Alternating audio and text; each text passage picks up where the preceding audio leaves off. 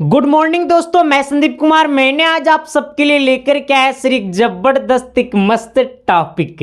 Condition क्या है sir? तो आज की क्लास में ना ये तो ना क्लास मेरे नाम है और ना तो क्लास तेरे नाम है, सिर्फ और सिर्फ ये क्लास किसके नाम है सर? बोर्ड एग्जाम के नाम है। क्यों? क्योंकि ये क्लास से आपके एग्जाम में 5 से 6 क्वेश्चन सेम टू सेम हूबहू तो हूबहू फंसने वाला है सर। तब तो क्लास इंपॉर्टेंट बनिए जाता है। तो ऐसे क्लास को लव यू नहीं बोलेंगे तो कैसे क्लास को लव यू बोलेंगे सर? हाँ, तो चलिए सर, आइए आज की क्लास को करता हूं शुरुआत। और कहता है ना सर कि गिरधर लाल कौन है? पहला सवाल कहता है गिरधर लाल कौन है? कासू का पिता है, मदन का पिता है। हाँ, तो जैसे बोलेगा ना सर कि गिरधर लाल कौन है, तो ये मदन के पिता है, मदन का पिता है, ठीक है ना। तो बोलेगा गिरधर लाल कौन है, तो मदन के पिता है। हाँ सर, इस सवाल तुम लोग बता दोगे, हमको पता है, ठीक है ना। लेकिन अगर पूछ दिया कि नलिन बिलोचन शर्मा के माता का क्या नाम था, नलिन बिलोचन शर्मा के माता का क्या नाम था, तो जिंदगी में अच्छा काम करोगे ना सर तो आपके बीवी का नाम भी लोग दुनिया जानने के लिए इच्छुक हो जाएगा। और जिंदगी में कुछ अच्छा करोगे ही नहीं तो तुम्हारे बीवी का नाम पड़ोसी वाला भी जानने के लिए इच्छुक नहीं होगा, ठीक है ना, नहीं इच्छा करेगा जानने का। अगर जिंदगी में अच्छा करोगे ना तो पूरा देश पूरा दुनिया तुम्हारे और तुम्हारे बीवी बच्चे का नाम जानने के लिए इच्छुक रहेगा, ठीक है ना सर। तो जिंदगी में कुछ अच्छा करने की कोशिश करना। कहता है नलिन बिलोचन शर्मा के माता का क्या नाम था, तो आपका रत्नवर्ती शर्मा। क्या नाम था? रत्नवर्ती शर्मा, ठीक है ना। ऑप्शन नंबर क्या होगा? सी होगा। अगला सवाल कहता है नेपाली भाषा किस लिपि से लिखी जाती है? हमारा नेपाली भाषा जो है वो किस लिपि से लिखी जाती है? तो नेपाली भाषा जो है सर वो देवनागरी लिपि से लिखी जाती है। बोलेगा नेपाली भाषा किस लिपि से लिखी जाती है, तो नेपाली भाषा देवनागरी लिपि से लिखी जाती है। कौन लिपि में? तो देवनागरी लिपि में लिखी जाती है। तो क्या मैंने जो बोला वो चमका न जी? अरे एस या नो तो बोलिए न जी। अब देखिएगा थोड़ा सा मोहतरमा, गौर करिएगा। कहता है बिरजू महाराज किस घराने से आते हैं? मैंने बोला, मैं नहीं बोला सर, ये आपके सवाल बोल रहे हैं कि बिरजू महाराज किस घराने से आते हैं। तो बिरजू महाराज जो है सर वो आपको लखनऊ से, दरभंगा से, जयपुर से, कानपुर से किस घराने से आते हैं? तो बिरजू महाराज जो है सर वो लखनऊ घराने से आते हैं, ठीक है ना। हमसे पूछा बिरजू महाराज किस घराने से आते हैं, तो लखनऊ घराने से आते हैं, ठीक है ना। थोड़ी सी अगले सवाल पे गौर करिएगा। कहता है ना कि तेरी आंखों में नारे बाबा। हम दो ये गाना गए करते हैं, तीसरा गाना हमको याद ही नहीं होता है, लेकिन अब की बार आपसे प्रॉमिस करते हैं कि तीसरा गाना पक्का याद कर लेंगे। हाँ, पता है क्या? जब प्यार हो तो नहीं, हमको गाय भी नहीं करता तो कहाँ से गाएंगे सर? हंसना मत, खाली हंसोगे तो मामला फंसेगा सर, और जब मामला फंसेगा तो सवाल गलत होगा। हाँ, कहता है बिरजू महाराज के बाबूजी हनुमान जी का प्रसाद क्यों मांगते थे? बिरजू महाराज के पिताजी हनुमान जी का प्रसाद क्यों मांगते थे खाने के लिए? क्यों? नौकरी मिलने हेतु हम लोग प्रसाद क्यों खाने जाते हैं? नौकरी लेने के लिए। पूजा क्यों करने जाते हैं? अपनी सपना को पूरा करने के लिए। कितने लोग सपना को पाने के लिए जाते हैं, मतलब हम उस सपना का बात नहीं कर रहे हैं सर, हम यही सपना का बात कर रहे हैं, मतलब नौकरी, पैसा, घर, परिवार, ठीक है ना, और किसी सपना का बात नहीं कर रहे हैं। अब देखो सर, हम लोग पूजा करते हैं तो स्वार्थ के भावना से पूजा करते हैं कि हे भगवान अब की बार टॉप कर जाएंगे ना तो 50 किलो लड्डू, IAS बन जाएंगे तो एकदम चढ़ा देंगे, जो मन होगा सो। ऐसे नहीं मिलता है रे बाबा। हाँ, ऐसे ना मिलता है मोहतरमा, पता है ना कैसे मिलता है? शिद्दत से, मेहनत से। मेहनत करो अपने काम पे, जिंदगी का हर चीज़ आपका होगा, ठीक है ना। और अपने काम पे मेहनत करबे नहीं कीजिएगा और जाके हाथ पसार दीजिएगा तो क्या मिलेगा? फ्री वाला प्रसाद। हाँ, ठीक है नू, आ जाइए। तो हम अब देखो, ये बिरजू महाराज के बाबूजी हनुमान जी का प्रसाद क्यों खाने जाते थे? तो नौकरी छूटने हेतु, नौकरी मिलने हेतु, या फिर नृत्य में सफलता हेतु, या बालक के स्वस्थ हेतु। ये 4 ऑप्शन में से एक ऑप्शन आपको सही करके देना पड़ेगा सर। ये सवाल नंबर कितना है? तो ये सवाल नंबर आपका 5 है। ये 5 का सही जवाब आपको देना पड़ेगा, और नहीं दोगे तो समझ लेना कि शादी नहीं होगा सर। हाँ, देना पड़ेगा सर, कंफर्म रूप से देना, ठीक है ना। चलिए अगला सवाल क्या कहता है, थोड़ी सी गौर करना। अगला सवाल कहता है ना कि दिल्ली में हिंदुस्तानी डांस म्यूजिक स्कूल किनका था? अच्छा, दिल्ली में हिंदुस्तानी डांस म्यूजिक किनका था? तो निर्मला जी का, बिमला जी का, श्याम जी का, प्रतिभा जी का, किनका था सर? तो हिंदुस्तानी जो डांस म्यूजिक था ना, वो निर्मला जी का था। किनका था? निर्मला जी का था। अच्छा, ये निर्मला जी कौन थे? दिल्ली में हिंदुस्तानी डांस म्यूजिक क्लब के नाम से वो म्यूजिक क्लब था, जिसका के किनका था? तो वो निर्मला जी का था। ठीक है, आइएगा अगला।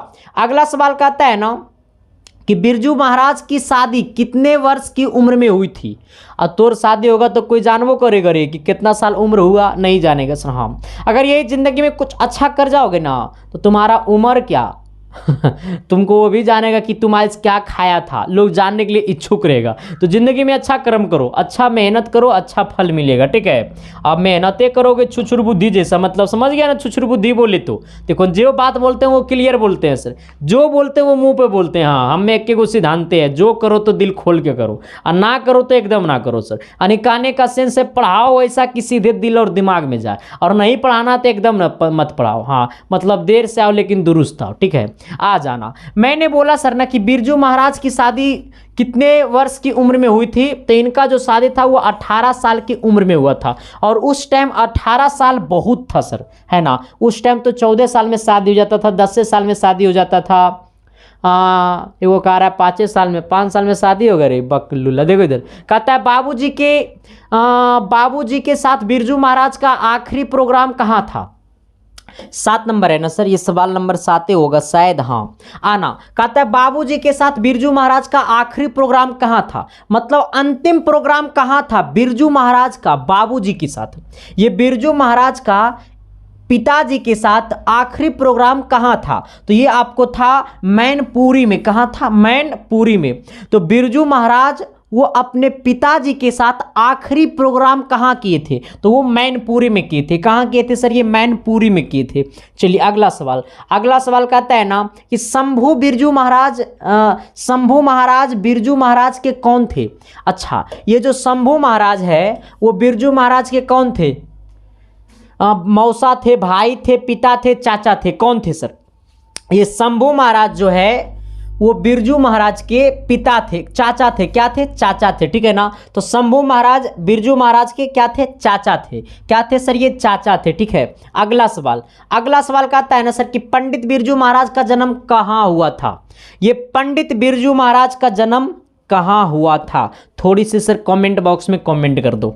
ये सवाल एक्चुअली मैं बता चुका हूँ, ठीक है, लेकिन मेरा दायित्व बनता है कि अगर ये सवाल आपने सामने माने आप मेरे सामने अगर दोबारा आया है तो इसको दोबारा भी तोड़ना है। ठीक है ना?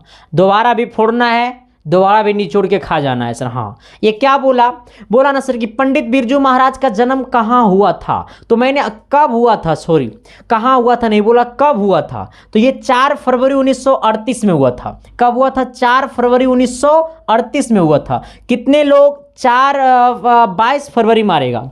और 22 फरवरी तो ऑप्शन में है नहीं, लेकिन 22 फरवरी भी ऑप्शन में रहेगा, क्योंकि सर 22 फरवरी में जो मारेगा ना वो अजबे खोपचे में। कहाँ जेबे खोपचे में सर? तो ये आपका 4 फरवरी 1938, 4 फरवरी 1938 ये होगा। ठीक है, अगला कहता है ना बिस्मिल्लाह खां प्रसिद्ध थे। बिस्मिल्लाह खां क्या चीज में प्रसिद्ध थे? संदीप कुमार क्या चीज में प्रसिद्ध है?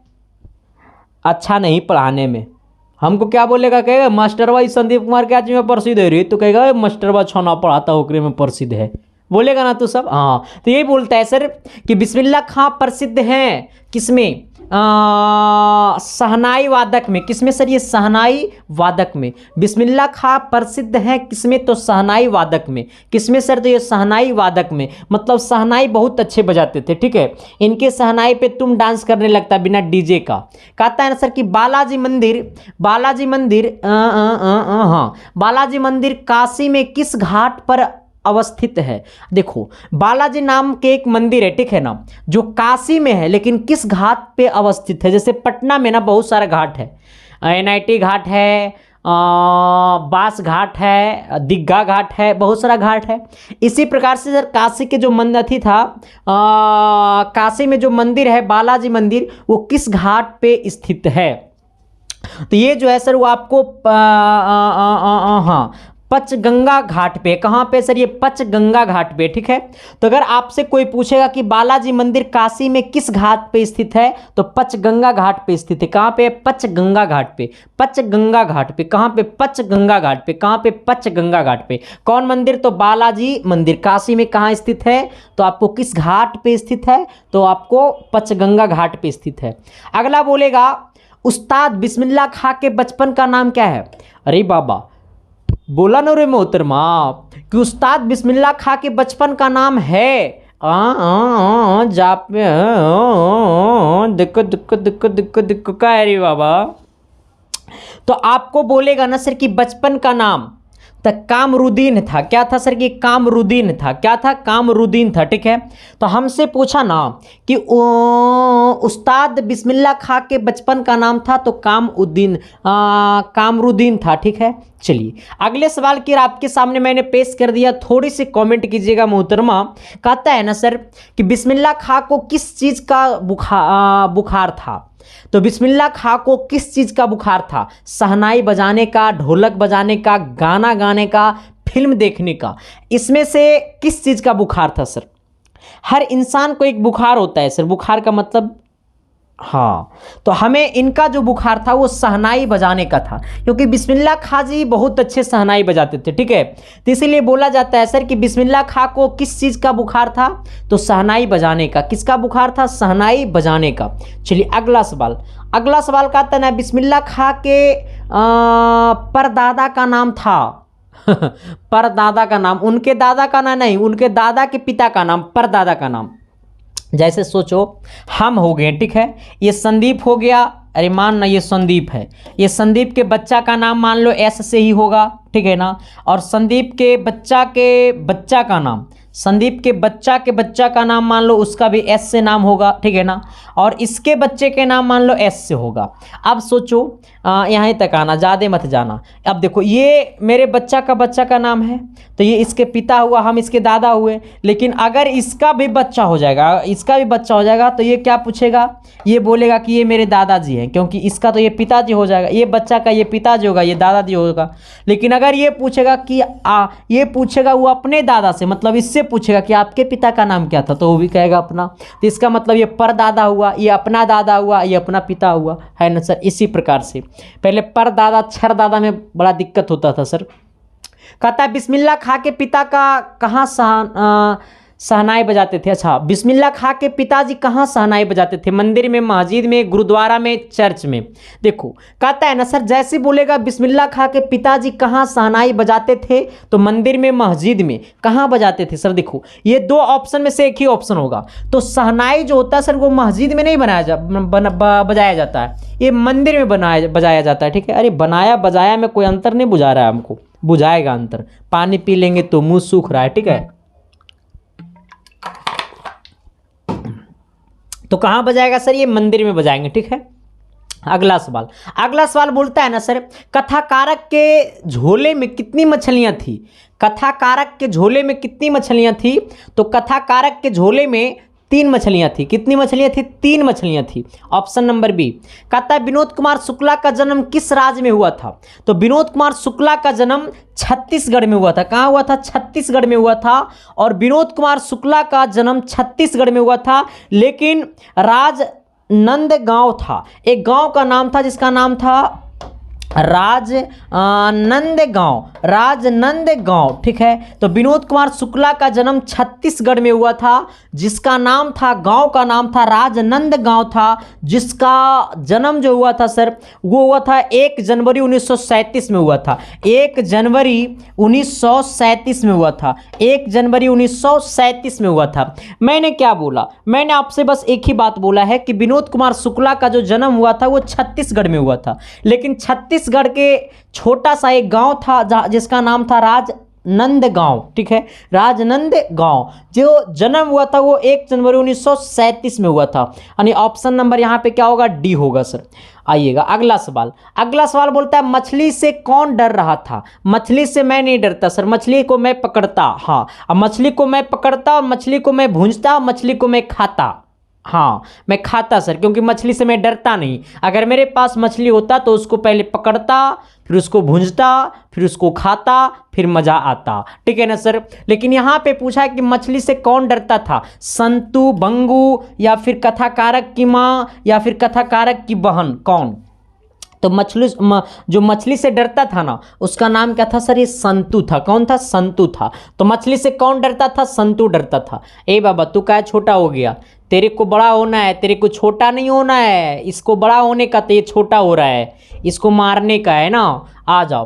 कहता है मसाला कौन पीस रही थी? तो मसाला जो है सर वो लेखक की माँ पीस रही थी। कौन पीस रही थी? लेखक की माँ पीस रही थी। ठीक है, चलो अगला बोला कि परिवार के नौकर का क्या नाम था? रुक जाओ, देखो अगर जिंदगी में अच्छा कर जाओगे ना सर, तो आपके ड्राइवर का भी लोग नाम जानने की कोशिश करेगा कि इसका जो गाड़ी चलाता है उसका ड्राइवर का क्या नाम है, उसका भी नाम जानने का कोशिश करेगा। अच्छा करोगे तो। हाँ देखो, ये पूरी दुनिया दो ही लोगों को जानता है, एक अच्छा करने वाले को, एक बुरा काम करने वाले को। तो बस अच्छा काम करो दुनिया जानेगा, सबसे बुरा काम करो तो भी दुनिया जानेगा सर। हाँ ठीक है ना। जो मध्य फैमिली से बिलोंग करने वाला है, जो मध्य है ना, मतलब ना जो ऊपर लेवल का है ना जो नीचे लेवल का है, उसको कोई नहीं जानता है सर, और दुनिया उसी को तंग करता है। ठीक है, तो मध्य फैमिली से बिलोंग करने वाले को लोग ही दुनिया तंग करता है, क्योंकि झोपड़पट्टी में रहने वाले को लोग तंग करेगा नहीं, क्योंकि उसको पता है कि झोपड़पट्टी से कुछ निकलेगा नहीं।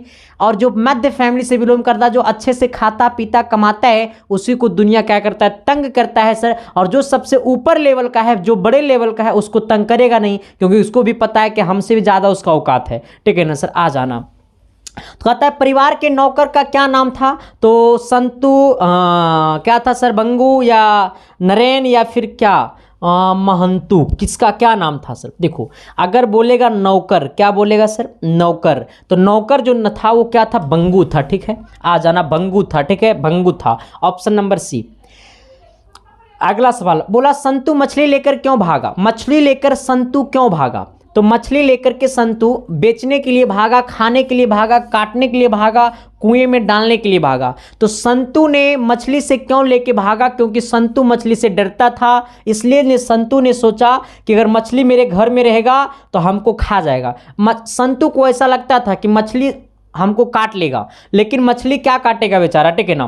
तो इसलिए मछली को पकड़ लिया संतु, कह रहा था चलो कुएं में डाल देंगे। तो मछली को कहाँ लेके भागा संतु? तो कुएं में। अगर इसके जगह मैं होता तो क्या करता? संदीप कुमार पकड़ता, खाता, भूंजता, तभी खाता। ठीक है, आ जाना। कहता है डॉक्टर अंबेडकर के पिता का क्या नाम था? भीमराव अंबेडकर के पिता का नाम क्या था सर? बहुत अच्छे सम्मानित व्यक्ति है। ठीक है, कहता है क्या सर कि भीमराव अंबेडकर के पिता का नाम क्या था? थोड़ी सी कमेंट बॉक्स में अच्छा करना। ठीक है ना। क्या नाम था सर? इनका नाम था, क्या नाम था सर जी? इनका नाम क्या था? राम जी सकलपाल। हाँ सकपाल, राम जी सकपाल था। ठीक है, ऑप्शन नंबर बी होगा। ठीक है, हमसे बोला अंबेडकर जी के पिता का नाम क्या था? तो राम जी सकपाल था। ठीक है, आइएगा। अगला सवाल क्या बोला है कि जाति प्रथा भारत में बेरोजगारी का एक कारण बनी हुई है। जाति प्रथा जो है सर वो भारत में बेरोजगारी का एक कारण बनी हुई है। रियलिटी यही है। कोई बड़े जात है तो छोटे जात के सामने बैठेगा। अब तो सब कुछ एक भाव हो गया सर, पहले ऐसा नहीं होता था। ठीक है ना। अगर तुम निचले कद के लोग हैं तो तुम किसी के चरणों में झुक के ही रहोगे, उठ नहीं सकते हो। उठोगे तो एक लपड़ बजड़ेगा सर। हाँ, तो इसीलिए बोला है सर कि जाति प्रथा भी बेरोजगारी का एक बहुत बड़ा कारण है। तुम चले जाओ कोई विभाग में, अगर कोई प्राइवेट सेक्टर की एक छोटी सी कंपनी है जहाँ पे 100 लोगों का रोजगार दे सकता है, तो वो कंपनी का मालिक और मैनेजर जो कास्ट का होगा ना, वही जाति का लेगा, वो उसमें दूसरे जाति का नहीं लेगा सर। तो जाति प्रथा का एक बहुत बड़ा बेरोजगारी में एक बहुत बड़ा अहम हिस्सा भी है सर। तो इसीलिए कहा जाता है कि जाति प्रथा भारत में बेरोजगारी का एक कारण बनी हुई है। वो अच्छा, हाँ, प्रत्यक्ष रूप से, प्रमुख रूप से, यानी ए एवं बी दोनों, यानी ऑप्शन नंबर क्या होगा सर? सी यहाँ पे होगा। ठीक है, अगला। ए भाई तुम छोटा काहे हो जा रहा है? तेरे को खा जाऊंगा। तू छोटा होगा ना तो तेरे को मैं खा जाऊंगा। हाँ देखो, अब ये बोलेगा कि मैं छोटा नहीं होऊंगा। ये बोल दिया है कि अब मैं कभी छोटा नहीं होऊंगा, लेकिन मैंने उसको बोल दिया है कि तेरे को वार्निंग है, लास्ट टाइम है। ठीक है, अगर ये अब की बार छोटा हुआ तो इसको मैं खा जाऊंगा। ठीक है ना, भूंज के खा जाऊंगा। कहता है भारत संविधान के निर्माण में महत्वपूर्ण भूमिका किसकी है? अच्छा आ जाना। बोला ना सर कि भारतीय संविधान के निर्माण में महत्वपूर्ण हिस्सा या भूमिका किसकी है? तो भीमराव अंबेडकर की है सर, क्योंकि संविधान का लिखिता हुए भीमराव अंबेडकर, है ना सर। आ जाना। अगला कहता है ना कि श्रम विभाजन एवं जाति प्रथा क्या है? श्रम विभाजन एवं जाति प्रथा क्या है? ये कहानी है, भाषा है, निबंध है, साक्षात्कार है। तो ये जो है श्रम विभाजन जाति प्रथा एक निबंध है, ठीक है, आ जाइएगा। अगला कहता है लेखक की दृष्टि में आदर्श समाज कैसा होना चाहिए? लेखक की दृष्टि में आदर्श सम्मान कैसा होना चाहिए? आदर्श समाज कैसा होनी चाहिए?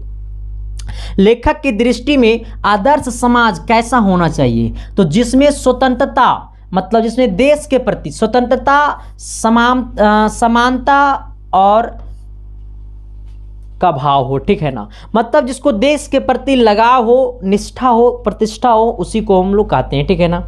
जिसमें सभी धनी हो, गलत बात है ना।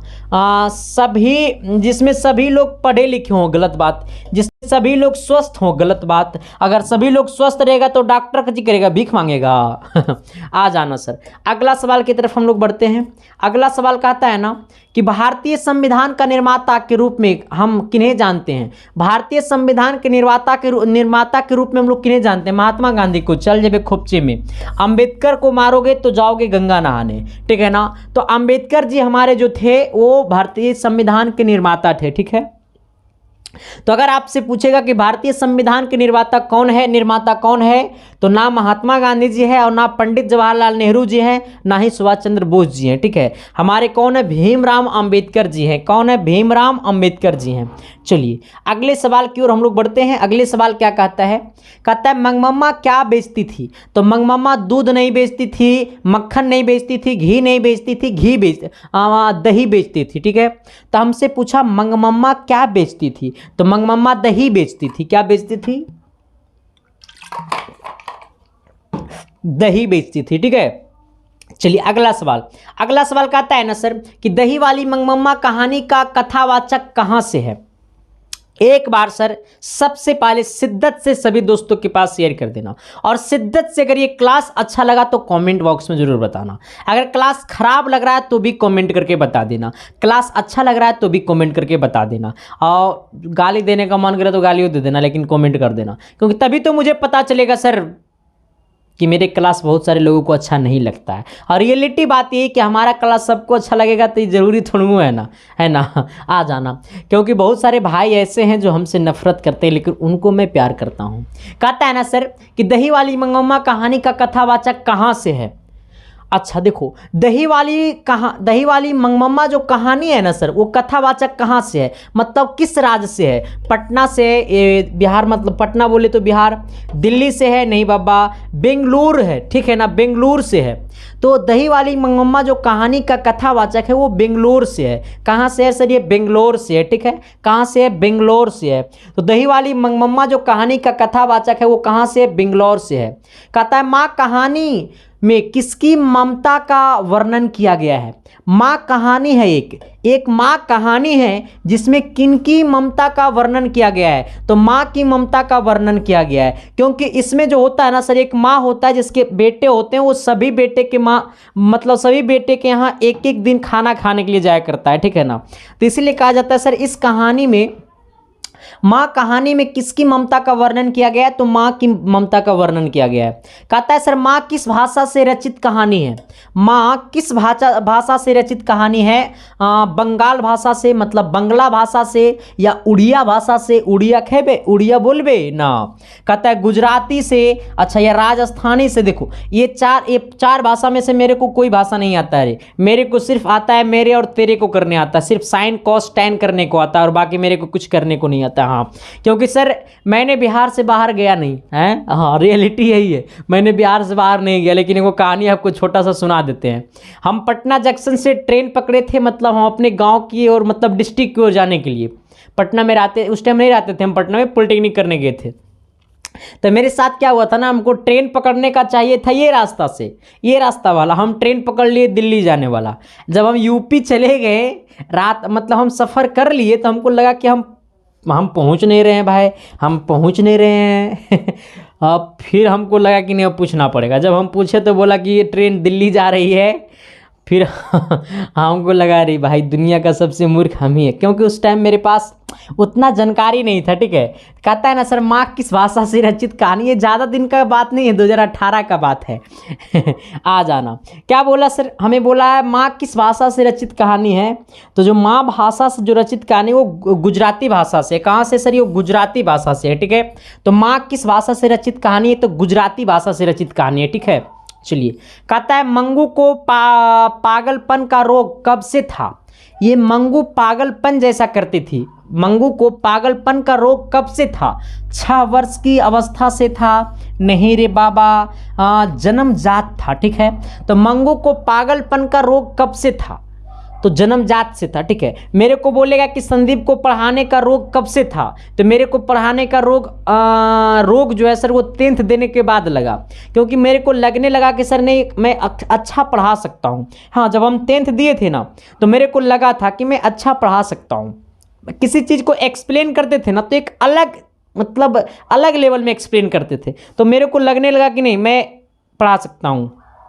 हेलो, बोलिए। तो हम लोग कहाँ पे थे, हम लोग बोल रहे थे ना कि मंगू को पागलपन का रोग कब से था, तो मंगू का जो पागलपन का रोग था वो जन्मजात से था। ठीक है, चलिए आइए अगला सवाल क्या कहता है, थोड़ी सी गौर कीजिएगा। कहता है नगर कहानी का कहानीकारक कौन है।